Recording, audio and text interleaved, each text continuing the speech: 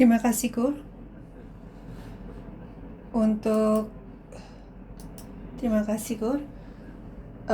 Lagunya mengenai dunia yang berubah dan Tuhan harus bantu kita untuk jalan sesuai dengan keinginan Tuhan biar kita bisa melakukan kehendak Tuhan, maka kita harus doakan hal itu. Hari ini saya ingin sharing firman dan judulnya adalah binatang di akhir zaman. Judulnya nggak enak untuk hari Minggu kan?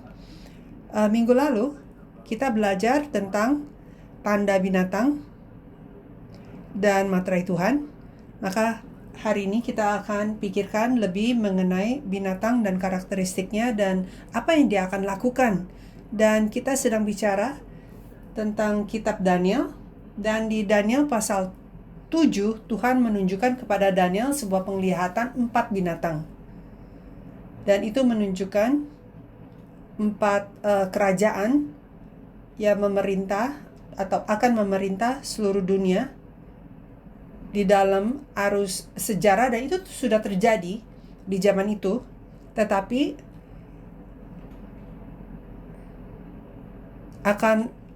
nubuat itu akan lebih jauh lagi untuk berhubungan dengan akhir zaman. Kita tidak baca seluruh pasal di Daniel pasal 8 ayat 15 dan seterusnya, tetapi di situ menjelaskan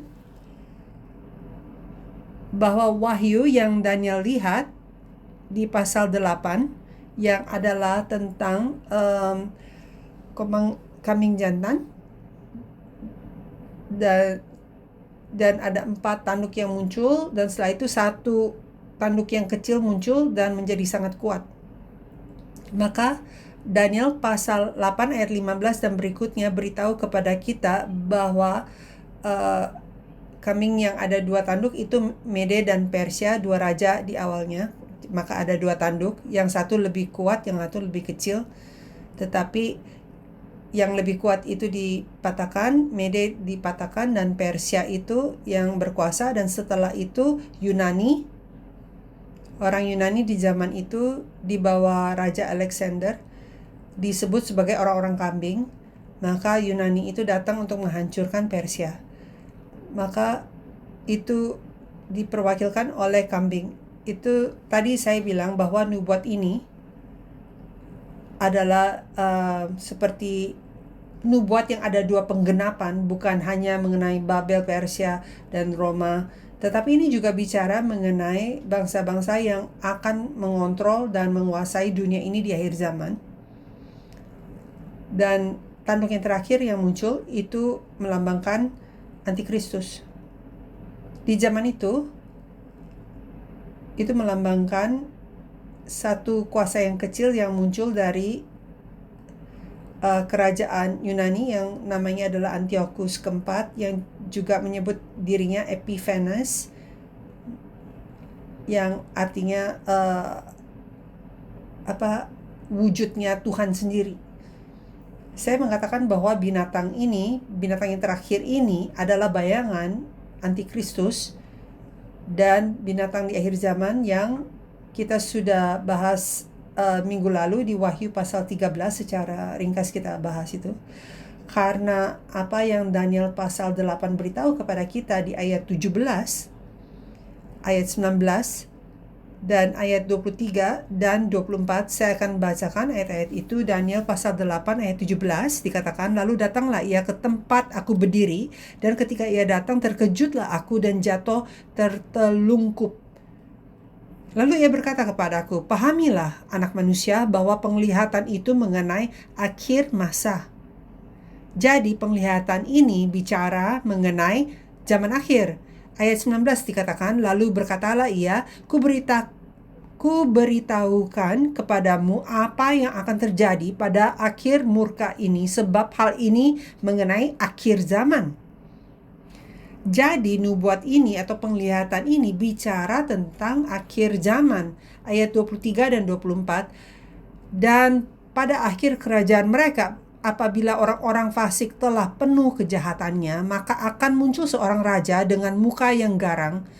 dan yang pandai menipu. Kekuatannya akan menjadi hebat tetapi tidak sekuat yang terdahulu, dan ia akan mendatangkan kebinasaan yang mengerikan, dan apa yang dilakukannya akan berhasil. Orang-orang berkuasa akan dibinasakannya, juga umat orang kudus. Jadi ini hal yang akan terjadi di akhir zaman yang juga dinubuatkan di kitab Wahyu. Maka binatang ini atau binatang-binatang ini berhubungan mengenai karakteristik mereka dan apa yang mereka lakukan dengan apa yang kita telah baca di kitab Wahyu. Jadi apa yang mereka akan lakukan atau apa yang kita harus lakukan?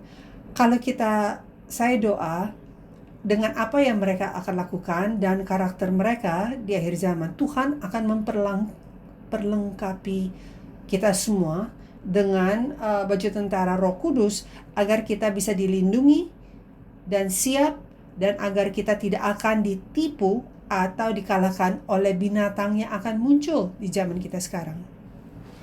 Dan di saat kita memikirkan binatang-binatang ini, tolong jangan pikirkan seseorang yang kamu kenal. Jangan memikirkan seseorang di keluarga kamu atau tempat kerjamu atau seorang yang berdiri di sini di mimbar. Tolong jangan pikirkan orang lain. Yang pertama, mari kita pikirkan binatang yang ada di dalam diri saya sendiri. Yang kedua, mari kita pikirkan tentang binatang yang mempengaruhi atau mempengaruhi dunia ini saat ini. Pengaruh setan yang sedang mempengaruhi kita dan anak-anak kita. Jadi yang pertama, dikatakan bahwa dia bergerak di atas seluruh bumi tanpa menyentuh tanah. Daniel pasal 8 ayat 5. Setan akan bergerak di dunia dengan cepat, dengan kecepatan yang cepat, untuk mendakwa orang-orang, untuk menipu, dan untuk membuat orang-orang berdosa, untuk menuntun orang kepada dosa, dan setelah itu dia akan mendakwa mereka. Jadi kita harus pikirkan kehidupan kita hari ini. Apakah saya sedang dituntun oleh kuasa setan terhadap kepada dosa? Dia akan melakukannya sangat cepat, dan tanpa kita sadar kita udah ada di tempat itu dan kita sudah melakukan dosa itu. Dan apa yang setan lakukan? Dia akan tuntun kita kepada dosa, lalu setelah itu dia akan mendakwa kita. Mari kita lihat Ayub pasal 1 ayat 7. Ayub 1 ayat 7. Maka bertanyalah Tuhan kepada iblis, dari mana engkau? Lalu jawab iblis kepada Tuhan, dari perjalanan mengelilingi dan menjelajah bumi. Apa yang setan lakukan di bumi ini? Pekerjaan atau tugas setan, tujuan setan adalah untuk menghancurkan bumi. Dan untuk menghancurkan bumi ini, tujuan dan tugas dia hari ini adalah untuk menghancurkan gereja-gereja Tuhan. Dan untuk melakukan itu dia harus masuk dulu dan berjalan mengelilingi dan berjelajah bumi, artinya dari orang ke orang, dari hati ke hati orang, mencari kesempatan untuk menipu, untuk membuat orang tersandung, dan untuk membuat kita jatuh. Wahyu pasal 12 ayat 10. Wahyu pasal 12 ayat 10. Dan aku mendengar suara yang nyaring di sorga berkata, sekarang telah tiba keselamatan dan kuasa dari pemerintahan Allah kita dan kekuasaan dia yang diurapinya, karena telah dilemparkan ke bawah pendakwa saudara-saudara kita yang mendakwa mereka siang dan malam di hadapan Allah kita. Jadi si pendakwa ini dilempar ke bumi ini. Apa yang kita harus lakukan? Ini langkah pertama yang si binatang ini akan lakukan untuk membuat kita jatuh. Apa yang dia akan lakukan? Dia akan mulai jalan-jalan. Di mana? Di dalam hati kita, di dalam hidup kita, di dalam keluarga kita, di gereja kita. Jadi apa yang kita harus lakukan agar ini tidak terjadi? Seperti yang Tuhan katakan kepada Adam, jaga, pelihara Taman Eden, jaga hati saya. Kita harus pastikan bahwa tidak ada lubang. Kita udah belajar lewat tembok Bait Suci Yeskel, tidak ada lubang untuk setan bisa masuk ke dalam hati kita. Caranya bagaimana? Kita harus jaga hari Tuhan itu kudus, badan kita harus kudus, murni, dan waktu yang kita udah janjikan kita mau bersama Tuhan, itu kita harus jaga biar kudus. Bagian-bagian dalam hidup kita itu harus kita lindungi. Yang kedua, ayat 6, Daniel pasal 8 ayat 6, ia datang pada domba jantan yang 2 tanduknya dan yang kulihat berdiri di sungai itu. Jadi dia kan datang dengan kuda, kulihat dia berdiri, lari cepat, menyerangnya dengan keganasan yang hebat. Jadi itu seperti rasa marah. Kita nggak boleh ada rasa marah dalam hati kita. Kelembut hati Yesus kita harus izinkan masuk ke dalam hati kita. Kadang dalam kerja, dalam bisnis, atau di rumah, atau di gereja kita stres, itu semakin tua kita lebih gampang untuk marah. Semakin tua lebih gampang kita marah dan meledak. Jadi sumur yang neraka, binatang, setan, iblis semua keluar dari mulut kita di saat kita marah. Daniel pasal 8 ayat 6 dikatakan lalu menyerangnya dengan keganasan yang hebat. Jadi si kambing ini menyerang domba jantan. Dulu Yunani menghancurkan Persia. Sekarang di akhir zaman binatang itu menghancurkan gereja. Binatang menghancurkan umat Tuhan. Itu sebabnya apa yang kita harus lakukan? Efesus pasal 4 ayat 26 sampai 27 dikatakan, apabila kamu menjadi marah, janganlah kamu berbuat dosa. Janganlah matahari terbenam sebelum padam amarahmu, dan janganlah beri kesempatan kepada iblis. Mari kita jangan izinkan iblis untuk masuk melalui kelemahan kita, yaitu kemarahan kita, amarah kita, hati kita yang suka mengeluh, rasa negatif kita. Yakobus 1 ayat 20 juga mengatakan, sebab amarah manusia tidak mengerjakan kebenaran di hadapan Allah.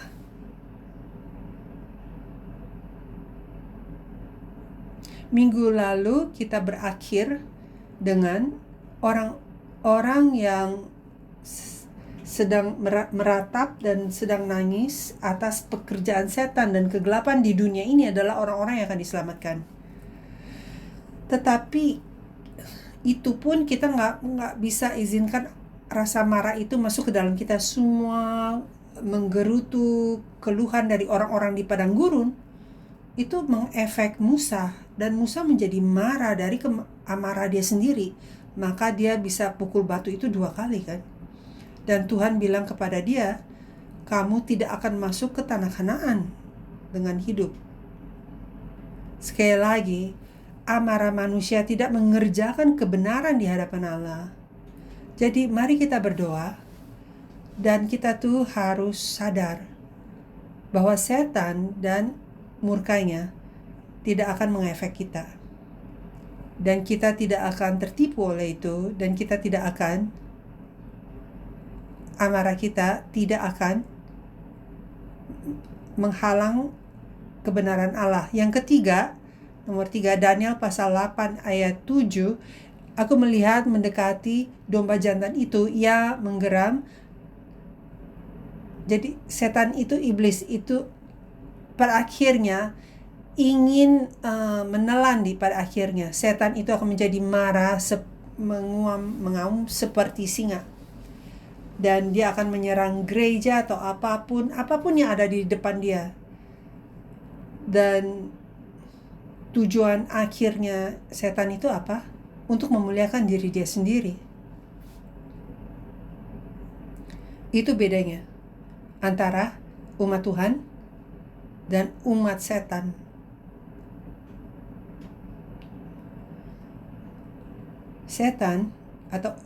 Umat Tuhan akan pada akhirnya memuliakan Tuhan, membesarkan Tuhan. Semua kemuliaan ke Tuhan kita. Tetapi umat setan atau binatang, tujuannya adalah untuk memuliakan diri dia sendiri, untuk kemuliaan dia, untuk keuntungan dia, dan untuk kenikmatan dia sendiri. Mau itu datang dalam bentuk agama, disebut pendeta atau guru. Kalau meskipun mereka khotbahnya hebat banget, meskipun mereka bisa melakukan tanda-tanda, pada akhirnya kalau kemuliaan itu kembali ke diri dia sendiri, maka dia adalah palsu. Kemuliaan harus hanya ke Tuhan. Dan pada akhirnya firman harus menjadi hidup, bukan untuk keuntungan seseorang. Matius 24 ayat 13 sampai 14. Matius 24 ayat 13 sampai 14. Tetapi orang yang bertahan sampai pada kesudahannya akan selamat. Dan Injil kerajaan ini akan diberitakan di seluruh dunia menjadi kesaksian bagi semua bangsa. Sesudah itu barulah tiba kesudahannya. Dan ayat 15 dikatakan, jadi apabila kamu melihat pembinasa keji, itu adalah binatang itu, pembinasa keji yang menghancurkan dengan menghujat. Pembinasa keji berdiri di tempat kudus. Menurut firman yang disampaikan oleh Nabi Daniel, para pembaca hendaklah memperhatikannya. Jadi tujuan si binatang apa? Untuk memuliakan dirinya sendiri. Dia akan melakukannya di mana? Di tempat kudus. Dia akan berusaha untuk ambil tempat di mana takhta Tuhan harusnya berada. Takhta Tuhan harusnya berada di mana? Yang pertama, di dalam hatimu. Tujuan setan adalah untuk duduk di takhta itu. Takhta Tuhan ada di mana? Di dalam gereja. Dan iblis ingin menjadi pusat dari gereja itu. 1 Petrus pasal 5 ayat 8. Sadarlah dan berjaga-jagalah. Katanya, apa yang kita harus lakukan? Lawanmu si iblis berjalan keliling sama seperti singa yang mengaum-ngaum dan mencari orang yang dapat ditelannya. Kedengarannya sama, tapi kita udah di nomor 3. Ada step-step, ada langkah-langkah yang diambil oleh iblis untuk masuk lebih dalam ke dalam hidup kita, keluarga kita, dan gereja kita. Sekarang dia ingin di tempat pusat, di tempat kudus itu. Jadi kita harus berjaga-jaga, harus sadar. Kalau enggak, nanti iblis akan menelan kita. Yang nomor 4, dia lempar domba jantan itu ke tanah lalu diinjak-injaknya di Daniel pasal 8 ayat 7. Setan atau si binatang ini akan dikasih kuasa di 3,5 tahun yang terakhir dari pencobaan besar untuk membuat gereja itu tersandung dan gereja itu akan diinjak-injak. Wahyu 13 ayat 4-5, dan mereka menyembah naga itu karena ia memberikan kekuasaannya kepada binatang itu, dan mereka menyembah binatang itu sambil berkata, siapakah yang sama seperti binatang ini dan siapakah yang dapat berperang melawan dia? Jadi ada hal yang positif kepada binatang, orang menyukainya. Dan mereka menyombongkan mengenai binatang itu. Siapa yang sama seperti binatang ini, katanya. Nggak ada yang sehebat kamu. Kita kan sering mendengar pengakuan itu. Kita mengatakan itu kepada Tuhan, tetapi mereka mengatakannya kepada si binatang, seolah binatang itu adalah Tuhan. Siapakah yang sama seperti binatang ini dan siapakah yang dapat berperang melawan dia? Dan kepada binatang itu diberikan mulut yang penuh kesombongan dan hujat. Jadi sama kan? Ini di kitab Wahyu, kalau tanduk itu di kitab Daniel sama juga. Kata-kata sombong ini bukan tanduk yang ada mulut di tanduknya yang berkata-kata. Di saat dia diberikan mulut, artinya itu seolah-olah dia lagi mengajarkan firman Tuhan. Dia menekankan, dia ada logikanya, ada teorinya. Diberikan kepada dia mulut yang penuh kesombongan dan hujat. Kepadanya diberikan juga kuasa untuk melakukannya 42 bulan lamanya. Jadi apa yang kita harus lakukan untuk kita tidak diinjak-injak di tanah dan tidak dilempar ke tanah olehnya, maka kita harus ada pengertian yang benar dari firman Tuhan. Karena di Taman Eden, Hawa itu digoda oleh setan. Si iblis, si ular itu ada mulut kan? Ada logika dia sendiri. Dia ada kuasa untuk meyakinkan lewat kata-kata dia. Dan si perempuan itu tidak bisa mengalahkannya. Dia diinjak-injak oleh si ular, oleh kata-kata si ular itu atau si iblis. Kalau kita tidak was-was dan sadar untuk mengerti firman dengan benar, maka kita juga pun akan menjadi tersesat, ditipu oleh mulut yang mengatakan hujat, kata-kata yang salah itu. Nomor 5, tanduk yang besar itu dipatahkan dan dari sana muncul 4 tanduk. Daniel 8 ayat 8. Setan itu dia akan memisahkan dan memecahkan keluarga dan gereja.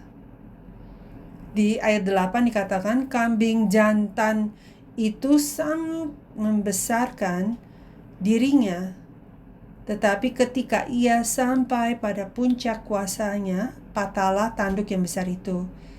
Jadi binatang ini berusaha untuk dapat lebih banyak kuasa dan kekuatan. Dan dia bertumbuh, kelihatannya seperti dia bertumbuh kan. Tanduknya bertumbuh.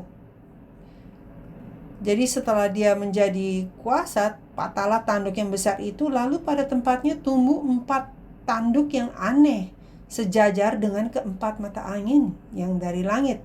Apa yang setan akan lakukan setelah dia masuk? Awalnya kan si setan itu masuk, dia mengelilingi bumi, ya kan? Dan dia akan mulai mempengaruhi orang-orang. Dia akan berusaha untuk duduk di atas takhta di tempat kudus, ya kan? Dan setelah dia dapat kekuatan itu, kuasa itu, atau orang terpengaruh, dia berkuasa atas hidup kita, apa yang dia akan lakukan? Dia akan mulai mematahkan, memecahkan ini itu. Pekerjaan pemisahan Tuhan itu adalah Tuhan memisahkan kita dari dosa, membuat kita jadi kudus kan. Tapi apa yang setan lakukan? Kita hanya disobek-sobek aja. Dia akan menghancurkan hidup kita. Dia akan menyobekkan, memisahkan keluarga, gereja. Saya pernah lihat gereja yang ada 6 anggota, 6 jemaat, itu bisa terbelah menjadi 3 bagian. Apa yang setan lakukan di saat dia masuk ke dalam gereja, di dalam keluarga kita, dalam hati kita, itu tidak penting peristiwanya apa yang membuatnya terjadi. Itu sebenarnya setan yang bekerja. Itu karena kita izinkan setan itu masuk pada mulanya. Awalnya kita yang kasih masuk. Jadi gereja itu bisa disobek-sobek. Dia menghancurkan masyarakat. Dia memisahkan keluarga. Saya sungguh-sungguh berdoa agar pekerjaan setan yang seperti itu tidak masuk ke gereja kita. Yang pertama, kita harus memastikan dia tidak masuk ke dalam keluarga kita dulu. Dan sebelum itu kita harus memastikan diri kita sendiri tidak menyambut setan itu di dalam diri kita. Setan masuk melalui seseorang ke dalam sebuah keluarga, lalu ke dalam gereja, lalu ke dalam bangsa kita. 1 Timotius pasal 3 ayat 7 beritahu kepada kita, hendaklah ia juga mempunyai nama baik di luar jemaat. Ini sedang bicara mengenai para penatua dan diaken. Di saat kita mau bikin dia jadi penatua, hendaklah ia juga mempunyai nama baik di luar jemaat, agar jangan ia digugat orang dan jatuh ke dalam jerat iblis. Apa yang Alkitab beritahu kepada kita atau Rasul Paulus katakan kepada kita dalam hal memilih pemimpin di dalam gereja atau menjadi seorang pemimpin di gereja, orang yang akan melakukan pekerjaan Tuhan, bukan hanya para pemimpin. Kita harus memiliki reputasi yang baik di dalam gereja dan di luar gereja juga. Kita harus menjadi orang-orang yang akan menjaga keluarga kita. Dan udah pasti ada situasi dan waktu di mana hal-hal seperti itu kasusnya kan beda-beda. Dan dengan usaha manusia kita, kekuatan manusia kita, kadang mustahil untuk menjaganya. Maka kita perlu intervensi Roh Kudus, pekerjaan Tuhan di dalam diri kita, dalam keluarga kita, bahkan dalam gereja juga. Itu sebabnya harus ada pekerjaan pertobatan, memurnikan, pengudusan, dan saling memaafkan satu dengan yang lain. Tahu gak, kuasa pengampunan itu mengusir iblis dan setan dari antara kita. Kalau kita tidak bisa mengampuni, kita sedang mengizinkan setan itu diam di dalam diri kita. Tapi kalau kita bisa mengampuni, kalau kita bisa menerima pengampunan dan kita bisa saling mengampuni, maka setan gak ada tempat untuk berdiam di dalam kita. Jadi saya berdoa, kita tidak akan mengizinkan binatang itu masuk dan menghancurkan kita. Dan saya doa perlindungan Tuhan dan meterai Tuhan ada pada kita, keluarga kita, dan gereja kita. Nomor 6 dikatakan, Daniel 8 ayat 9, maka dari salah satu tanduk itu muncul suatu tanduk kecil. Ini adalah antikristus, bayangan dari antikristus. Sama seperti kita sudah belajar bahwa kita tuh harus pindahkan iman kita dari generasi ke generasi. Kita harus menginjil, mau itu secara horizontal atau vertikal. Kita harus menurunkan iman kita. Pewarisan iman dan firman dan perjanjian Allah kita harus turunkan ke generasi berikutnya. Tetapi secara horizontal juga atau paralel kita harus menginjil,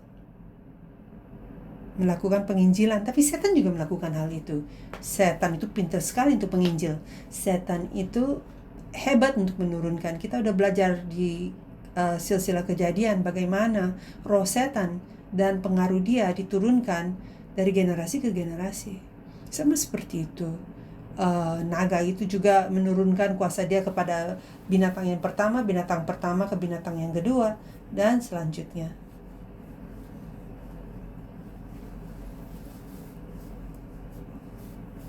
Anak-anak kita, apakah mereka mewarisi firman Tuhan dan iman, ataukah mereka sedang mewarisi perkataan si ular dan si iblis? Apakah anak kita sedang mewarisi budaya gereja,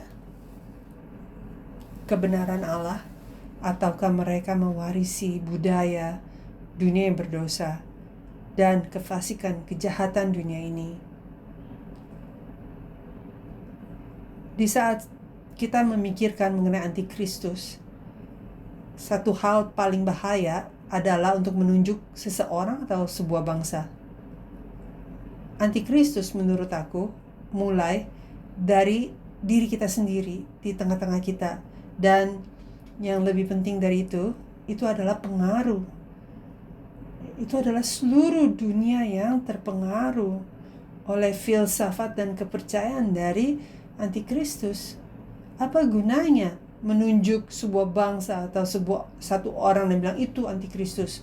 Orang itu gak ada hubungannya dengan diri saya sebenarnya secara pribadi. Dan pekerjaan antikristus di akhir zaman adalah untuk membuat semua orang menjadi antikristus, kan? Maka apakah kita sedang dipengaruhi? Apakah ada pengaruh antikristus di dalam masyarakat kita, di dalam sekolah-sekolah kita, atau bahkan di gereja? Dan pada akhirnya dia akan mengambil tempat yang kudus dan dia akan menghancurkan, dan dia akan membuat kita jatuh. Dia akan berusaha untuk melakukan itu. Nomor 7 dikatakan dia bertumbuh semakin besar ke arah selatan, ke arah timur, dan ke arah tanah permai. Jadi bahkan di akhir zaman Yerusalem baru pun, tanah permai itu Yerusalem baru, kan? Tanah permai itu ada di mana? Secara urufiah, itu sedang bicara mengenai tanah Palestina, yaitu Yerusalem. Tetapi secara rohani, tanah permai itu di mana? Tanah permai di mana di Singapura?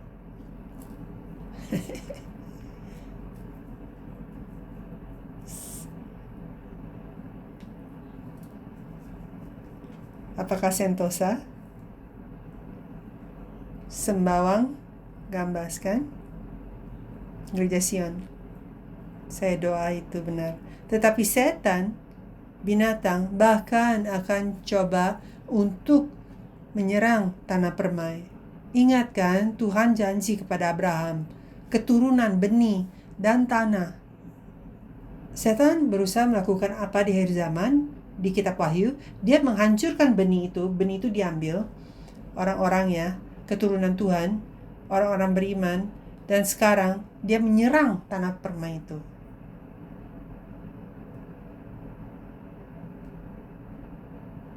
Mari kita berdoa agar setan tidak melakukan hal itu. Kita sedang membangun gereja sekarang, kita sedang mendirikan gereja yang nampak dan yang tidak nampak. Kita adalah gereja, tapi kita juga sedang membangun gereja yang fisik, yang kelihatan. Kamu tahu gak, setan, dia itu merasa sekarang saat darurat untuk dia, di saat dia lihat gereja Sion. Dan saya percaya itu sebabnya setan melakukan pekerjaan sangat kuat untuk menghancurkan tiang-tiang di gereja ini. Kita barusan mendengar khotbah dari pendeta senior kita mengenai tiang gereja. Semua penatua, semua diaken, kita semua adalah tiang gereja. Tapi setan berusaha untuk menghancurkan setiap tiang di dalam gereja ini, satu persatu. Setiap keluarga lagi ada masa sulit dengan cara-cara yang berbeda. Setiap departemen pendidikan, pelayanan juga sedang menghadapi kesulitan. Tetapi kabar yang baik, harapan adalah Tuhan pasti menuntun kita ke arah yang benar, kan? Itu sebabnya setan sangat darurat dan was-was dan berjaga-jaga dan merasa nervous. Jadi mari kita berdoa, setan tidak akan masuk menghancurkan tanah permai kita. Mari kita percaya, meskipun setan bisa goyang kita sedikit, kita tidak akan jatuh. Amin. Karena gereja ini bukan gereja kita. Dan karena kita bukan diri kita. Gereja ini adalah rumah Tuhan dan kita adalah milik Tuhan dan Tuhan akan melindungi kita. Mari kita datang kepada Dia, kita cari Dia dan bersembunyi di bawah sayap Tuhan kita. Bernaung. Yang nomor 8, tanduk itu menjadi besar bahkan sampai kepada bala tentara langit, dan dari bala tentara itu, dari bintang-bintang dijatuhkannya beberapa ke bumi dan diinjak-injaknya. Daniel 8 ayat 10. Jadi kita lihat dia tambah kuat, dia masuk ke dalam tempat kudus, ke tanah permai, dan sekarang dia bahkan membuat sepertiga bintang jatuh. Dan akhirnya menurut kitab Wahyu, sepertiga bintang itu hamba-hamba Tuhan, orang-orang Tuhan. Sepertiga itu akan jatuh katanya di kitab Wahyu. Daniel 8 ayat 10, ia menjadi besar bahkan sampai kepada bala tentara langit, dan dari bala tentara itu, dari bintang-bintang dijatuhkannya beberapa ke bumi dan diinjak-injaknya. Topik ini mengenai bumi yang ada di bumi ini akan menerima tanda binatang. Dan kita sedang bicara secara rohani, kan, tingkatan iman yang berbeda akan jatuh ke bumi. Wahyu pasal 8 ayat 7. Lalu malaikat yang pertama meniup sangkakalanya dan terjadilah hujan es dan api bercampur darah dan semuanya itu dilemparkan ke bumi. Maka terbakarlah sepertiga dari bumi, sepertiga dari pohon-pohon, dan hanguslah seluruh rumput-rumput hijau. Wahyu 12 ayat 4. Dan ekornya menyeret sepertiga dari bintang-bintang di langit dan melemparkannya ke atas bumi. Dan naga itu berdiri di hadapan perempuan yang hendak melahirkan itu untuk menelan anaknya, segera sesudah perempuan itu melahirkannya. Nomor 9.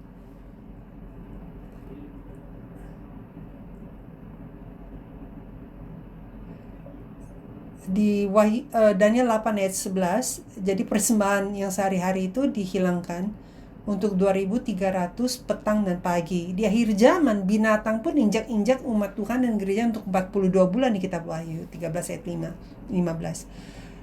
Jadi si iblis, naga, setan akan membuat penyembahan itu untuk berhenti. Jadi persembahan yang sehari-hari itu akan dihentikan.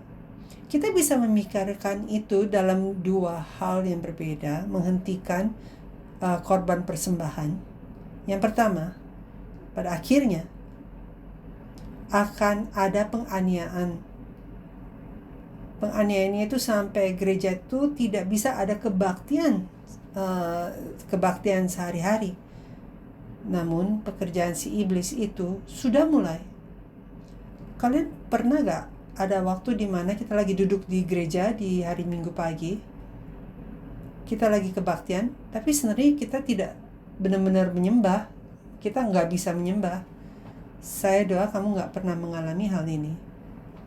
Pernah nggak ada kuasa setan itu bekerja begitu kuat dalam hidup kita, sampai mau ke gereja pun nggak bisa? Akan ada banyak peristiwa, kejadian, kecelakaan, alasan. Tapi yang nomor satu adalah hati saya udah gak di sana. Setan itu menghentikan korban persembahan sehari-hari dan secara individu juga. Menaruh kegelapan itu di dalam diri kita. Bahkan di saat kita duduk di gereja lagi dengar khotbah atau nyanyi pujian, kepala kita, pikiran kita ada di tempat lain. Kamu tidak sedang menyembah Tuhan. Dan saya ke gereja setiap minggu ke gereja, silakan kata setan, bahkan ke gereja seminggu 2-3 kali. Tapi yang penting hati dan pikiran kamu gak ada di sana. Bisa lihat gak, binatang itu sangat dekat ke tempat takhta Tuhan, yaitu dalam hal penyembahan, kebaktian. Wahyu pasal 11, Wahyu 11 ayat 7-10. Dan apabila mereka telah menyelesaikan kesaksian mereka, itu siapa? Itu dua saksi atau gereja akhir zaman, gereja yang menyampaikan firman. Apabila mereka telah menyelesaikan kesaksian mereka, maka binatang yang muncul dari jurang maut akan memerangi mereka dan mengalahkan serta membunuh mereka. Saya akan baca satu ayat lagi. Dan mayat mereka akan terletak di atas jalan raya kota besar yang secara rohani disebut Sodom dan Mesir, di mana juga Tuhan mereka disalibkan. Dan orang-orang dari segala bangsa dan suku dan bahasa dan kaum melihat mayat mereka 3,5 hari lamanya, dan orang-orang itu tidak memperboleh mayat mereka dikuburkan. Dan mereka yang diam di atas bumi bergembira dan bersukacita dan atas mereka itu dan berpesta dan saling mengirim hadiah, karena kedua nabi itu telah merupakan siksaan bagi semua orang yang diam di atas bumi. Jadi dua saksi mati itu kabar gembira atau kabar buruk? Seharusnya kabar buruk, tapi orang-orang pada merayakan, saling mengirim hadiah, berpesta. Di mata dunia itu kabar baik. Kenapa? Karena dikatakan dua saksi itu menyiksa mereka. Caranya menyiksa gimana? Dengan menyampaikan firman Tuhan. Dengan menyampaikan firman Tuhan. Ada gak orang di sini yang tersiksa oleh firman Tuhan? Saya doa tidak ada. Tetapi kapan firman Tuhan itu menyiksa kita? Saya tersiksa oleh firman Tuhan kalau saya tidak menggenapi firman Tuhan di saat hidup saya, tidak hidup saya di jalur yang salah, dan firman Tuhan selalu kasih tahu saya salah. Dan kalau saya tidak mau berubah arah saya, maka firman Tuhan akan selalu menyiksa saya. Saya benci itu. Firman Tuhan itu membuat saya tidak bebas. Firman Tuhan itu membuat hidup saya sengsara dan menusuk saya terus dan hati nurani saya. Firman Tuhan itu ada di depan jalan saya, maka menghalang saya. Maka dua saksi atau gereja akhir zaman yang menyampaikan firman Tuhan mati, hore, haleluya, mereka berpesta. Jadi sekarang, apakah firman Tuhan menyiksa kamu hari ini? Siapa orang-orang yang tersiksa? Orang-orang yang ada di bumi, katanya sekali lagi. Orang-orang yang berdiam di bumi akan berpesta atas mereka. Jadi hal pertama yang kita harus lakukan, mari kita menjauhi bumi ini. Bagaimana caranya? Bagaimana? Kita bukan bicara mengenai bumi secara fisik, tapi tingkatan bumi, laut, langit. Kita harus masuk ke tingkatan langit, sorga. Kalau enggak, korban persembahan kita akan dihentikan dan kita tidak bisa menyembah Tuhan lagi. Orang-orang yang di bumi, yang berdiam di bumi, yang tersiksa oleh firman Tuhan, mereka punya persembahan sudah dihentikan. Apakah penyembahan kita, kehidupan menyembah Tuhan kita masih hidup? Apakah masih aktif? Apakah masih berkuasa? Atau udah menjadi lemah? Apakah pelita itu sudah meredup? Duduk di sini 1 jam, 1,5 jam? Apakah itu penyiksaan bagimu? Apakah kamu di sini untuk tujuan yang salah? Apakah kamu di sini karena saya harus datang? Apakah saya di sini karena saya seorang pendeta? Apakah kamu di sini karena kamu adalah penatua atau penatua wanita? Dan yang terakhir, nomor 10. Dia akan meninggikan diri dia untuk melawan Tuhan dan pada akhirnya akan binasa.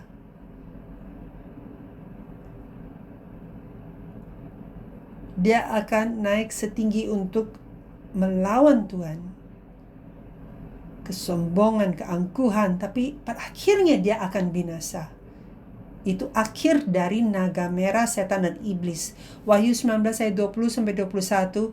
Maka tertangkaplah binatang itu dan bersama-sama dengan dia nabi palsu yang telah mengadakan tanda-tanda di depan matanya. Dan dengan demikian ia menyesatkan mereka yang telah menerima tanda dari binatang itu dan yang telah menyembah patungnya.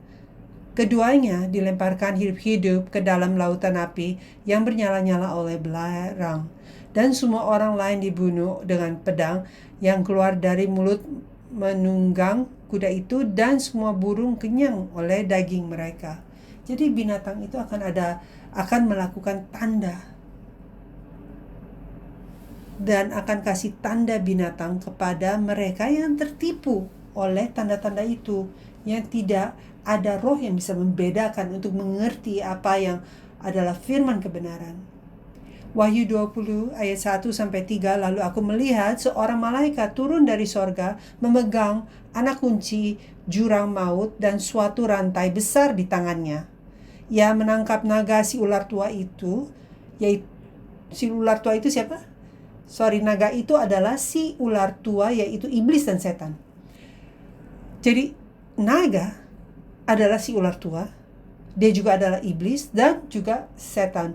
Dan ia mengikatnya 1000 tahun lamanya, lalu melemparkannya ke dalam jurang maut dan menutup jurang maut itu dan memeteraikannya di atasnya, supaya ia jangan lagi menyesatkan bangsa-bangsa sebelum berakhir masa 1000 tahun itu. Kemudian daripada itu ia akan melepaskan untuk sedikit waktu lamanya. Kesimpulan, untuk kita mengalahkan binatang, kita harus menjadi orang kudus yang sejati di akhir zaman. Mari kita tanya diri kita sendiri, apakah aku orang kudus yang sejati atau hanya judulnya aja orang kudus? orang yang percaya atau seorang Kristen untuk kita bisa mengalahkan si binatang di akhir zaman. Dan ini kedengarannya susah sekali kan? Tapi untuk kita bisa mengalahkan binatang di akhir zaman, kita harus menjadi orang Kristen yang sejati di akhir zaman. Kita akan baca beberapa ayat, 3 ayat dan selesai. Wahyu pasal 3 ayat 18 sampai 22. Sudah pasti Yesus kasih instruksi kepada gereja-gereja akhir zaman, yaitu 7 gereja di kitab Wahyu pasal 2 dan 3. Tapi kita akan baca hanya ayat ini. Dia bilang, "Maka aku menasehati engkau supaya engkau membeli dariku emas yang telah dimurnikan dalam api." Jadi kita udah pernah belajar bahwa iman kita itu kan dimurnikan seperti emas murni. Jadi iman kita tuh harus dimurnikan. Dan proses untuk memurnikan itu sulit. Banyak latihan, banyak ujian, banyak godaan dalam hidup kita. Tapi iman kita harus menjadi seperti emas yang murni, agar engkau menjadi kaya. Dan juga pakaian putih, Yesus bilang, kamu harus, supaya engkau memakainya, beli dari aku emas dan pakaian putih, agar rasa malu kamu tuh tidak akan nampak. Ini adalah hasil dari kejatuhan, kelihatan ketelanjanganmu yang memalukan. Lalu di ayat 19 dibilang bahwa linen putih adalah perbuatan benar orang kudus. Tuhan bilang beli dari aku, artinya kamu harus datang berusaha untuk mengambilnya. Lalu dia bilang, beli dari aku obat mata biar kamu bisa melihat. Yang aku kasihi itu kutegur dan kuhajar, maka jangan kaget, tapi mengucap syukur kepada Tuhan di saat hidup kita ada masa sulit. Tuhan itu mendisiplin kita dan menegur kita agar kita tuh bisa bertobat dan kita bisa merelakan hati kita untuk lebih rajin. Sebab itu relakanlah hatimu dan bertobatlah. Ini masa prapaskah. Ini saatnya untuk kita bertobat. Ayat 20, lihat aku berdiri di muka pintu dan mengetuk. Jikalau ada orang yang mendengar suaraku dan membukakan pintu, aku akan masuk mendapatkannya dan aku akan makan bersama-sama dengan dia dan ia bersama-sama dengan aku. Setan tuh berjalan-jalan. Tapi Tuhan bilang jangan buka pintu untuk setan, tapi untuk saya, biar aku makan sama kamu. Kalau kita lagi makan bersama-sama dengan Tuhan, setan gak bisa masuk. Ayat 21, barang siapa menang, ia akan kududukan bersama-sama dengan aku di atas takhtaku, sebagaimana aku pun telah menang dan duduk bersama-sama dengan Bapakku di atas takhtanya.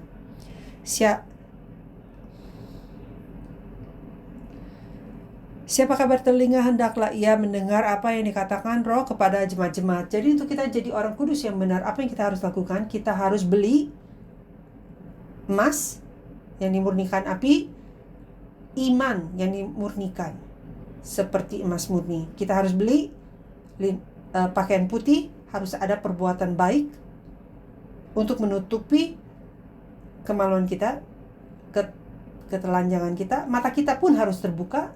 Kita harus ada rasa kerelaan hati dan pertobatan, dan telinga kita harus terbuka untuk mendengar dia mengetuk. Dikatakan siapa yang bertelinga, semoga dia bisa mendengar apa yang Roh katakan kepada gereja-gereja. 1 Petrus pasal 4 ayat 7 dibilang akhir zaman itu sudah dekat, maka karena itu kuasailah dirimu dan jadilah tenang supaya kamu dapat berdoa.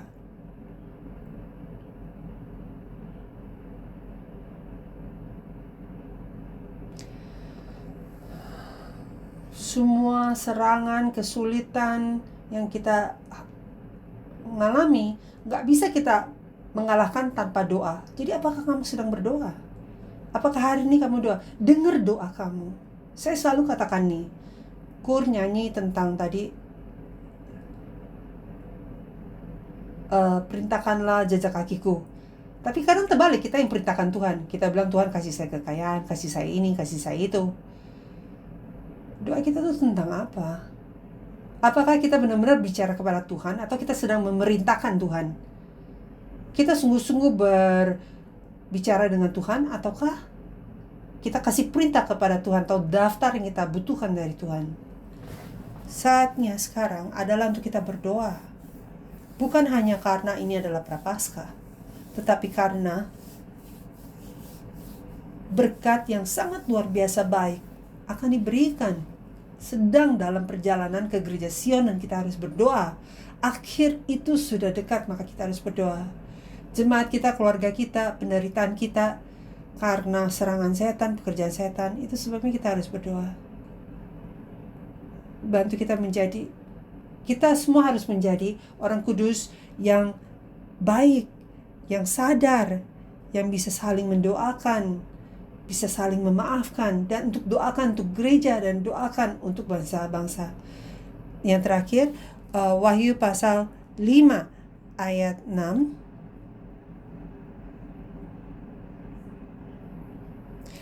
Maka aku melihat di tengah-tengah takhta keempat makhluk itu, dan di tengah-tengah tua-tua itu berdiri seekor anak domba seperti telah disembeli, bertanduk 7 dan bermata 7. Tadi kan kita bicara mengenai binatang yang ada tanduk, tapi anak domba pun ada 7 tanduk, dan itu bicara mengenai ketujuh roh Allah yang diutus ke seluruh bumi. Dan kita perlu ini untuk kita bisa dilindungi ketujuh roh Allah ini dari pekerjaan si iblis, tanduk iblis. Dan kita akan bahas mengenai itu minggu depan.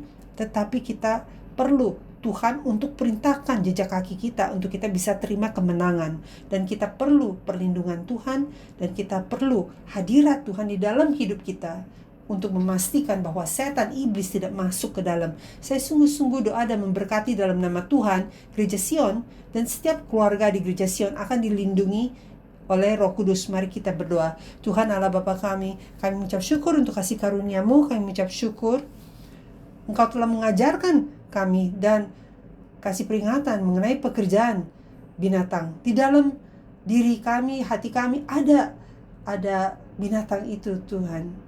Di dalam keluarga kita, dalam anak-anak kita, dia ingin menelan kami semua. Tapi kami membuka hati kami agar Tuhan Engkau masuk, makan bersama-sama dengan kami, masuk ke dalam hati kami, dalam keluarga kami.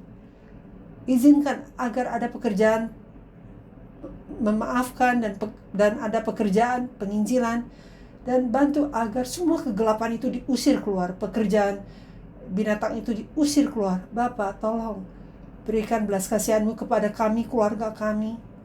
Jangan izinkan setan, iblis untuk menghancurkan kami semua. Tetapi bantu agar firman-Mu menjaga kami, dan Roh Kudus-Mu melindungi kami, dan menyatukan kami dan menjadikan kami menjadi satu. Bapa, umat-Mu sedang menderita, umat-Mu sedang khawatir, umat-Mu sedang bernangis, dan mereka panjatkan doa mereka kepada Engkau. Maka Bapa, tolong dengarkan doa mereka, dan kami percaya Engkau akan menjawab kami. Kami percaya bahwa Engkau akan menyelamatkan kami, dan Engkau akan mengizinkan kami untuk bisa terima dan menikmati berkat-Mu yang luar biasa. Terima kasih untuk kasih karunia-Mu. Kami percaya Engkau akan bersama kami, dan Engkau akan mendengar kami dan menjawab kami. Kami doa dalam nama Tuhan Yesus Kristus dengan ucapan syukur. Amin. Mari kita ucap syukur kepada Tuhan.